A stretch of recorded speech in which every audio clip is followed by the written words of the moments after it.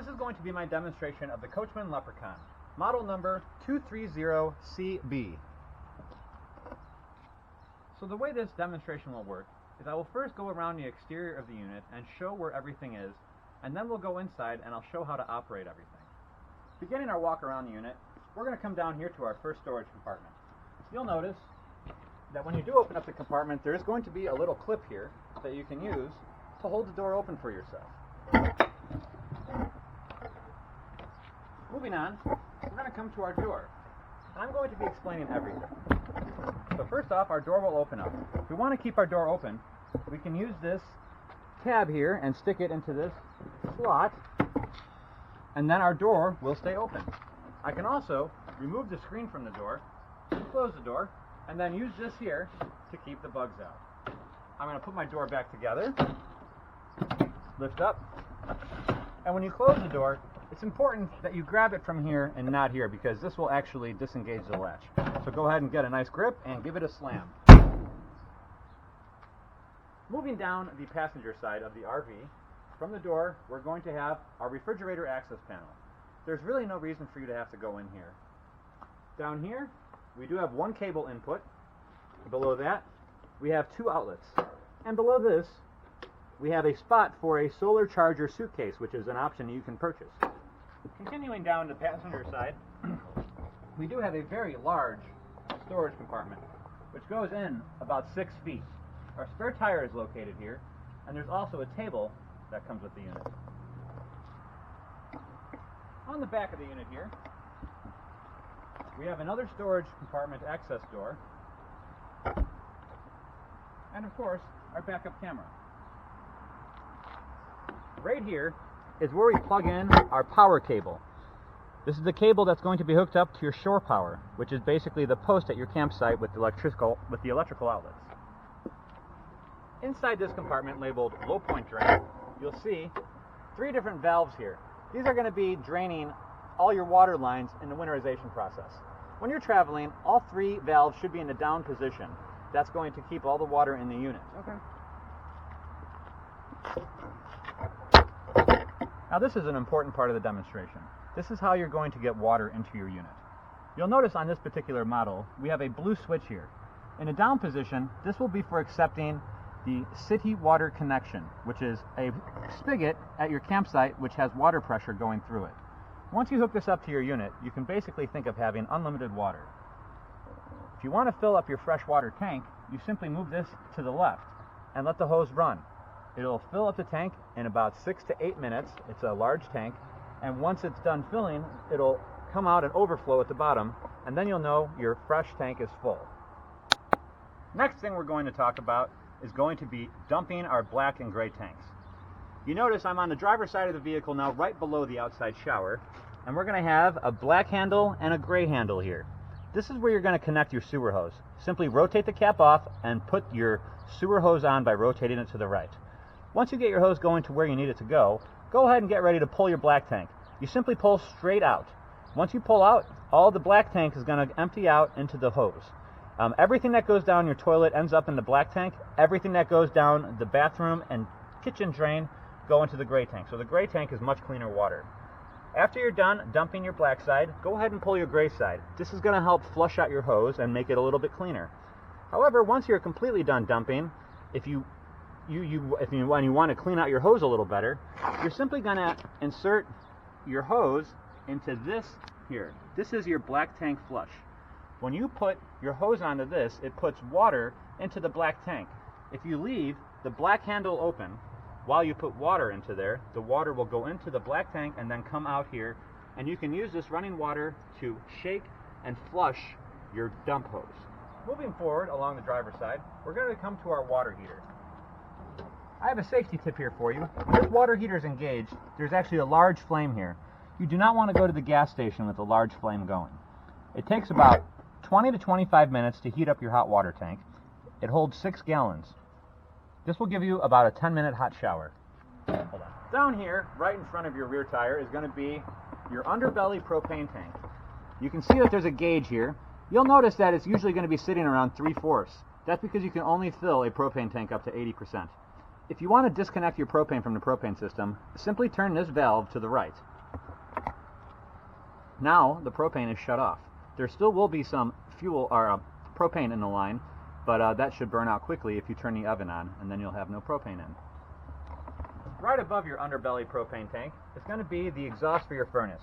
This does get hot, but there's no reason to access this panel if everything is working okay. Moving forward, we open up this first compartment. We're going to find our generator here. There's only one troubleshooting tip I'd like to show you in here. So we're going to go ahead and take the cover off. And if you look right here, there's a little circuit breaker. It's hard to see, but it's a gray or black switch located right underneath this red switch. Away from you is bad, towards you is good. If this is in the off position, the generator will run but not produce electricity. So if you find that your generator is on but you're not getting electricity, the first thing you want to check is the circuit breaker for your generator. Now it's time to go inside the camper.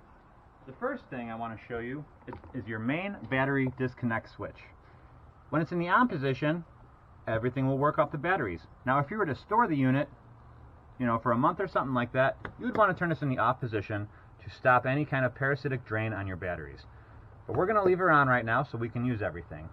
Moving on up above that, we're going to have our awning control. You could just go out and in with your awning.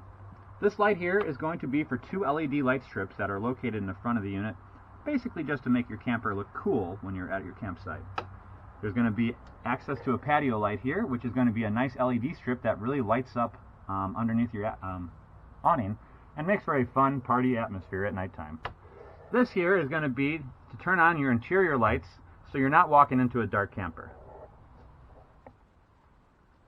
Right above those four switches we just described, you're going to find your control panel. First off, I'm going to show you our indicator lights here. LPG, liquid petroleum gas, is going to be your propane level. As you can see, this propane tank is completely full. You can see empty, 1/3, 2/3 full. As you use the propane, it'll go down to 2/3, 1/3, and empty, so you can gauge your propane use. Your battery level is simply checked by pressing the battery button, and you can see at its 2/3 right now. After about 20 minutes of driving, that will fully charge the batteries. Our freshwater tank, as it is right now, is empty, along with our black water tank and our gray water tank. As we use these, it'll go from 1/3, 2/3 to full. Once it's at full, you better get to a dump station. Over here is going to be our gas water heater. This is something that you do not want to have on at the gas station. It simply turns on, and within about 30 seconds, it should ignite.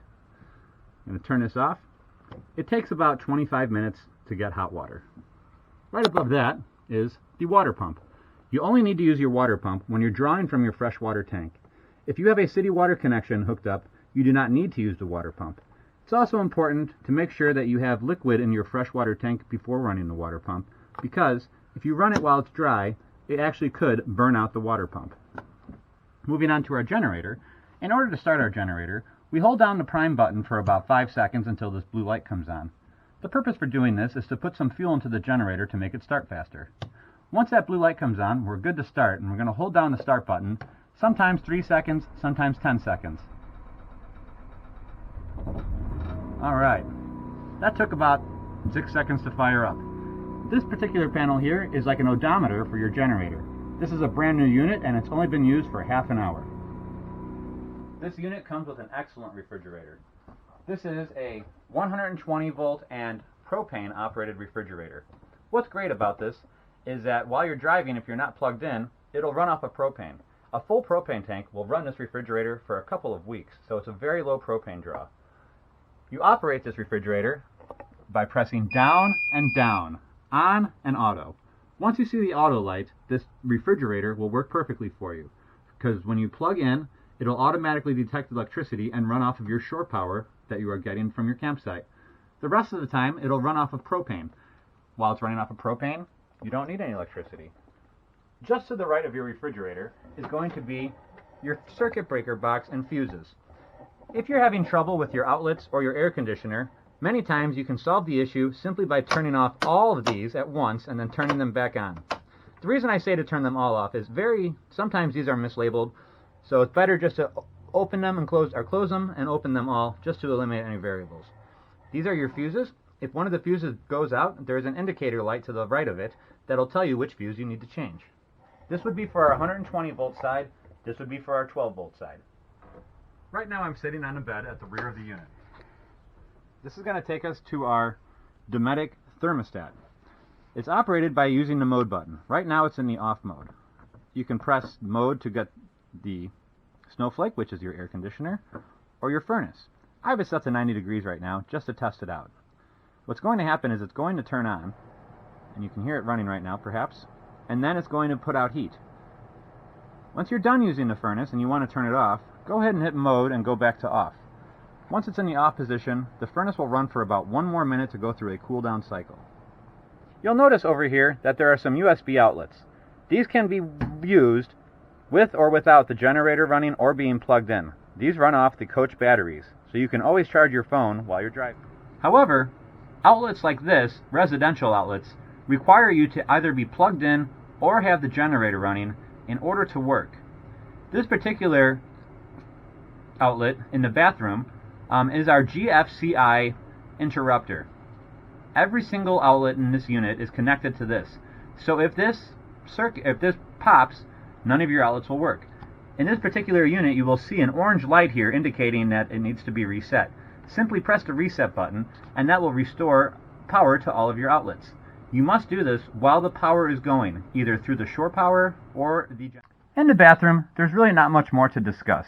The faucet and the shower all work as normal, and your toilet is operated with your foot. If you want to just fill the water up so there's something for whatever to float on, simply put your foot down part way. Once the bowl fills to your desired level, you can go ahead and use the toilet. Once you are done, you hold down your foot all the way, and that will get rid of the waste. I would like to take this opportunity to talk a little bit about your black tank. Some people think they might avoid using their number ones in there just because they might save space and would have to dump less. But what happens if you don't use your number ones is your number twos will just end up sort of stacking, which leads to an unpleasant situation. So it's important to always use your number ones and your number twos in there to help dissolve your RV toilet paper and all the waste. Alright, now we're going to talk about operating your stovetop. First off, you're going to open up your glass here. Then you're just going to pick which one you want. We're going to choose this one here, and you can tell which burner you'll be using by the diagram. We're going to go ahead and put it on high, and then give it an ignition. Now we can see that we have a flame. Once you're done, you can go ahead and close this. The very last step would be just to push firmly down here to keep it from rattling. There are 3 things that you must have your generator running or be plugged in order to use. That's going to be your air conditioner, your microwave, and all of your outlets. If you're not plugged in and you don't have the generator going, those 3 things will not work. This is a particularly interesting feature of this unit. Right now, you can have this arranged as a couch. However, it does turn into a dinette, and just by removing this and putting the seatbelts down, it's also a small bed. Over here is going to be our cab over sleeping area. You'll notice that the ladder is here right now. This is a very bad place for the ladder. It will shake off and eventually fall on your head. I like to take my ladder and push it all the way to the end, and then use this piece here, which will fill up this gap to keep it in place. If you are worried about rolling out of bed, you can use this cargo net here and attach it to this buckle. Over here is going to be your television. You want to make sure it's nice and tight while you're driving. There is an antenna on board, so you just have to pick the cable or the antenna input and watch your favorite local television shows. You have to tighten these very tight while you're driving, otherwise your TV will swing around and distract you and possibly break.